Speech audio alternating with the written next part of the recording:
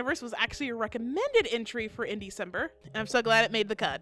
According to the entry, this fan game manages to explore the Pokemon world with its own concept. It tells the story of a young trainer trying to find their missing father, but only to find the true secret of the world. As a Pokemon fan myself, I'm aware of the plethora of fan-made games that explore aspects of the franchise, but this one definitely has my attention. To quote the game's own summary, the search for a father who disappeared into thin air is intertwined with a much more complex matter. Interdimensional faults have begun to become more and more frequent in the Eldwe region. Now invaded by the terrible species Team Dimension seems to have something to do with it. Will you be able to stop his shady plots and maintain the balance between Earth and the Xenoverse, whose indissoluble bond has its roots in the past? Oh gosh, I hope that was as accurate as possible.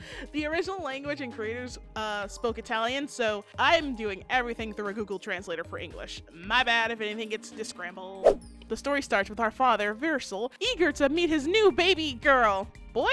Nah, girl. Him and our mother, Clover, are so happy to have us. 5 years later, Dad is showing us around the ranch we own, stopped by Grandpa's grave, and we come across Pokeballs that contain the starters. I picked Shulong, the water dragon type, and just before I could get to know my new best friend, someone ambushed my father and I with a Tyranitar. And with a great flash, I come to realize that it was just all a nightmare. But actually no, Mom confirms father has been missing for years now and scolds us for even daring to look for him ourselves. After being sent to our room, Shulong suggests that we escape through the window. We meet up with our grandmother, Nana Flora, who taught us how to catch Pokemon, and thus set out on a journey of our own to find father. Until Mom challenges me to a battle in hopes of stopping us. With our worried mother defeated, her blessings granted for us to grow up, now, finally, we are off on our perilous journey. Along the way, just like with any usual Pokemon game, you'll come across allies, enemies, and obstacles that will further immerse players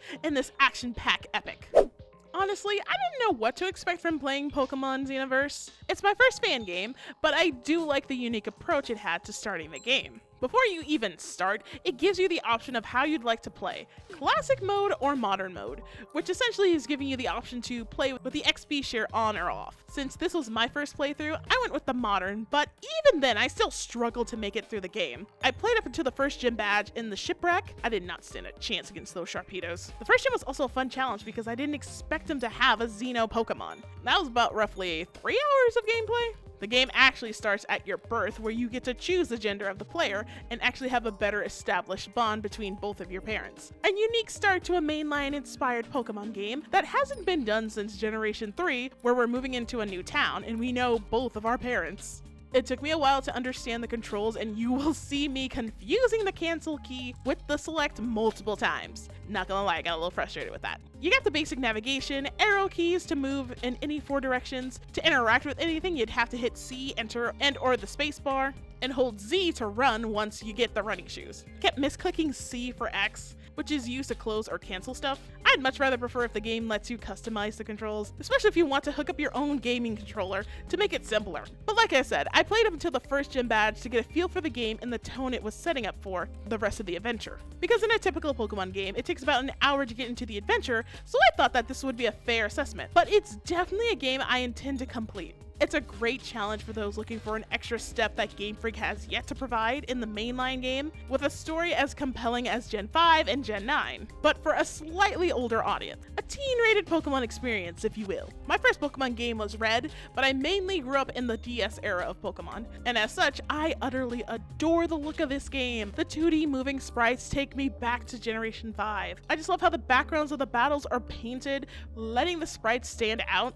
Expect to see some original fake mons, as well as a blend of the classic. There's also X-Specimen Pokemon, Xenoverse mons from another dimension that's scattered throughout the Eldwe region, and will oppose as obstacles. The research lab constructed Xeno Balls to catch these X-species Pokemon. It's like if the concept of Ultra Beasts had a baby with regional variants. And as a result, we get a new spin on some old favorites. And no, I'm not just talking about the Kanto ones. There's a whole separate Pokédex for them too. When encountering them, original art of the scene flashes on screen before the battle. Feels like I'm going through a mini boss fight. After beating the first gym, I was given a gauntlet called the Poké West, or wide exploration system powered by H minerals that can be found throughout the region. The device acts as a Pokedex, town map, tracks achievements, and can use holograms or call upon help for HM services. Any Pokemon game that works around the need of having an HM slave to explore the region is a big win in my book. The game also explores Pokemon dens, which are original dungeons scattered throughout the map. The dens vary by environment, so you'd have to select a certain Pokemon in your party to play as to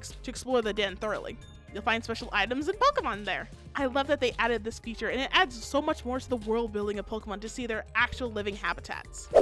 Overall, the setup is easy and simple. You download the game straight from their website, and the app is installed with the option of multiple save files. No additional emulator needed.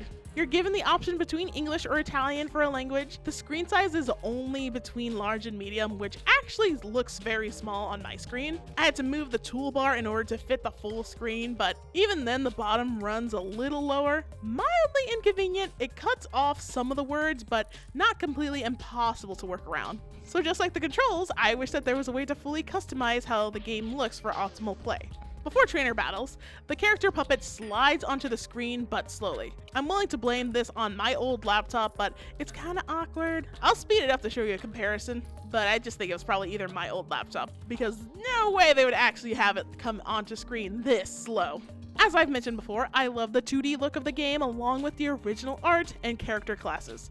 It's a familiar Pokemon game, but also it's not, which is what mixes in my brain. The use of light glow effects through the windows and portraying shadows over the beaches makes the environment feel all the more engaging. I was actually taken aback for the first time after I saw the digital rain and the thunder after the ship crashes us on a stranded island. Really spooky. It was wonderful. Great immersion. Truly, it's the little things I appreciate most from my media, because they didn't have to add all those extra details, but had the consideration to do it anyway. Emoting trainer sprites to the text boxes, even for the Pokemon. The Pokemon Center has the Pokemon Market upstairs with the items displayed with their prices over it. The back shares a similar display with the number of items you have, but I don't care for the Porygon Center, which is a portable PC box that can also heal your Pokemon, but charges for $500. It's a great addition during a long journey, but this early on, when I barely have enough money to buy repels and potions and Pokeballs, $500 is very steep.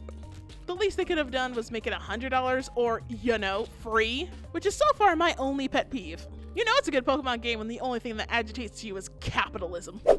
Even though I was getting my ass handed to me near the end of my brief gameplay, I had a really fun time playing Pokemon Xenoverse. The sprites feel like a love letter to Generation 5, the story had me on the edge of my seat, and the added features helped flesh out this world building of a franchise I already adore. If you're a longtime Pokemon fan seeking a challenge or a different story, then I highly recommend checking out this free-to-play game and support the team behind Pokemon Xenoverse. And if you want to hear more of my ramblings about Pokemon, I've started a second channel where I yap about Pokemon, contests, and such over speed paints. Consider subscribing to Poco Art 107. I put a lot of care into making it and wish to engage in more Pokemon discussions. Thanks!